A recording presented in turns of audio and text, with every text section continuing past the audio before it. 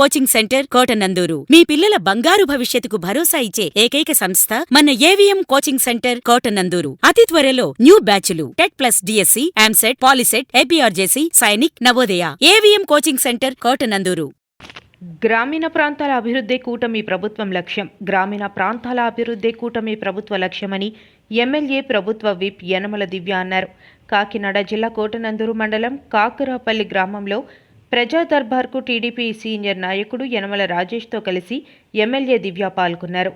TDP senior నాయకులు గాడి రాజాబాబు, మండల పార్టీ ప్రెసిడెంట్ పోతల సూర్యబాబు ఆధ్వర్యంలో జరిగిన ఈ కార్యక్రమంలో ప్రజల నుండి ఎమ్మెల్యే దివ్య ఆర్జీలు స్వీకరించి కొన్ని సమస్యలు అక్కడికక్కడే పరిష్కరించారు. కొన్ని ఆర్జీలు సంబంధిత అధికారులకు అందజేశారు. ఎక్కువగా పెన్షన్లు, గృహ నిర్మాణాల కొరకు దరఖాస్తులు రాగా గ్రామంలో మౌలిక సదుపాయాలు కల్పించాలని ప్రజల ఆర్జీలు అందజేశారు. ఈ సందర్భంగా ఎమ్మెల్యే మాట్లాడుతూ గ్రామానికి శ్మశాన వాటికకు స్థలం కేటాయించాలని, దేవాలయ నిర్మాణానికి సహకరించాలని తెలియజేసినట్లు తెలిపారు. 17 లక్షలతో 2 రోడ్లు నిర్మించగా మరో 2 రోడ్లు నిర్మిస్తామని తెలియజేశారు. మురుగు కాలువలు నిర్మాణం పూర్తి చేస్తామని అన్నారు. కాకరపల్లి గ్రామానికి పెన్షన్ల ద్వారా 14 లక్షలు అందిస్తున్నామని, ఇంకా అర్హులు ఎవరైనా ఉంటే పెన్షన్లు అందిస్తామని తెలియజేశారు. తల్లికి వందనం క్రింద 55 లక్షలు, అన్నదాత సుఖీభవ క్రింద 40 లక్షలు ఇచ్చినట్లు, ఆటో డ్రైవర్లకు కూడా సహాయం చేసినట్లు తెలియజేశారు. గ్రామంలో రైతులకు గోకుల షెడ్లు నిర్మించినట్లు కూడా తెలియజేశారు. ఈ విధముగా నిరుపేదలకు సంక్షేమానికి కూటమి ప్రభుత్వం పనిచేస్తుందని అన్నారు.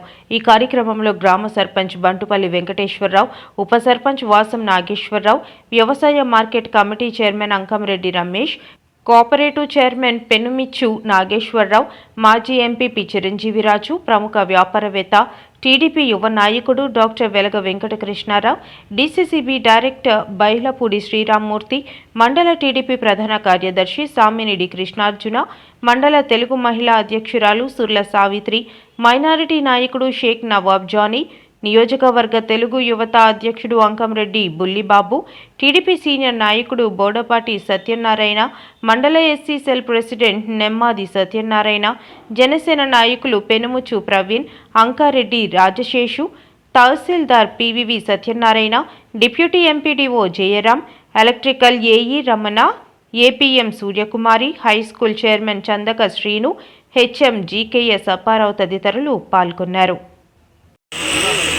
అలాగే మా కూటమి నాయకులు, కార్యకర్తలు అందరికీ కూడా నా నమస్కారాలు. ఇవాళ ప్రజా దర్బార్ ద్వారా మీ అందరి అర్జీలు తీసుకోవడం జరిగింది. వీలైనంత వరకు త్వరగా కంప్లీట్ చేస్తాము. అలాగే ఊరి సమస్యలు వచ్చేసి మన బరియల్ గ్రౌండ్ చాలా చిన్నదిగా ఉందన్నారు, అది కూడా టేకప్ చేసి వెంటనే చేస్తాము. తర్వాత నేను చూడబోయేది ఏంటంటే, మీకు అసలు దేవాలయం కట్టుకోవడానికి కూడా స్థలం లేని పరిస్థితి మీకు కాకరాపల్లి గుడి. కాబట్టి ఆ దేవాలయం నిర్మాణం ఎలా అయినా చేపట్టాలని నాకు ఇప్పుడే ఒక ఆలోచన వచ్చింది.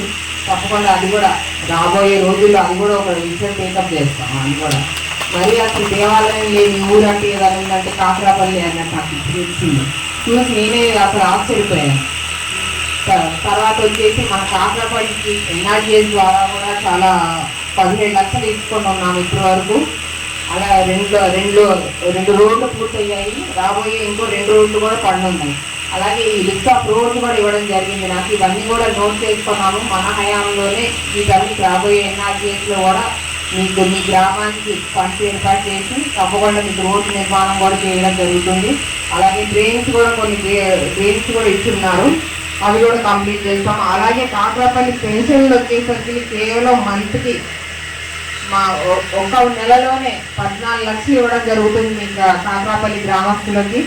ఇవే కాకుండా ఇంకా ఇవాళ చాలా పెన్షన్ అర్జీలు వచ్చినాయి. అసలు ఊరు సమస్యల కన్నా మన పెన్షన్ అర్జీలే ఎక్కువ వచ్చినాయి. కాబట్టి ఈ పెన్షన్ సమస్యలు ఎప్పుడైతే మన ఎలక్షన్లో ఇచ్చిన వాగ్దానం ప్రకారం కొత్త పెన్షన్లో తప్పకుండా వచ్చే సంవత్సరంలో ఓపెన్ చేస్తారు గవర్నమెంట్ వారు.